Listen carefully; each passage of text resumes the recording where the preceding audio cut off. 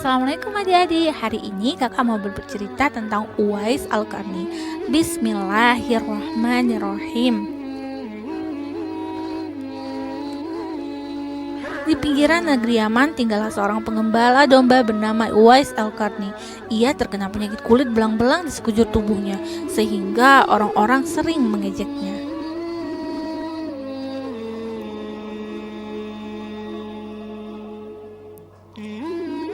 Uwais tinggal bersama ibunya sudah tua, lumpuh, dan sakit-sakitan. Uwais sangat sayang kepada sang ibu yang merawat ibunya dengan penuh kesabaran. Suatu hari ibu Uwais berkata, "Anakku, ibu ingin sekali menunaikan ibadah haji." Uwais terharu, ia ingin sekali mengabulkan, namun bagaimana caranya? Jarak Yaman ke Mekah kan jauh. Dengan apa ibu berangkat haji dalam keadaan kaki yang lumpuh? Gumam Uwais. Uwais berniat menggendong sang ibu untuk berhaji ke Mekah. Oleh karena itu, tubuhnya haruslah kuat. Setiap hari ia berlatih menggendong lembu hingga orang-orang mengiranya sudah tidak waras. Tibalah waktunya Uwais menggendong ibunya berangkat haji dari Yaman ke Mekah. Masya Allah. Ibu Uwais terharu dan bercucuran air mata. Akhirnya ia dapat melihat Ka'bah. Di hadapan Ka'bah, Uwais berdoa, "Ya Allah, ampunilah semua dosa ibu." "Bagaimana dengan dosamu?" tanya ibunya heran. "Dengan terampunnya dosa ibu, maka ibu akan masuk surga. Cukuplah bagiku."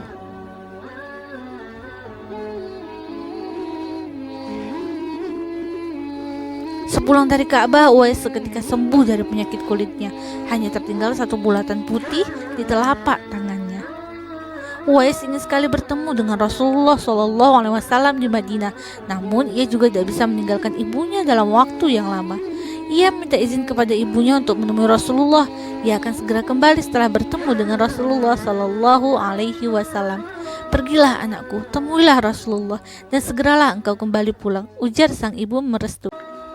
Uwais bahagia sekali mendengarnya. Ia pun segera berangkat setelah menitipkan sang ibu kepada seorang tetangganya.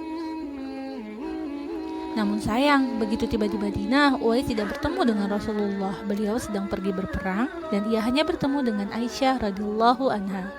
Uwais sangat sedih. Ia sebenarnya ingin menunggu Rasulullah, namun ia juga tak bisa berlama-lama meninggalkan ibunya.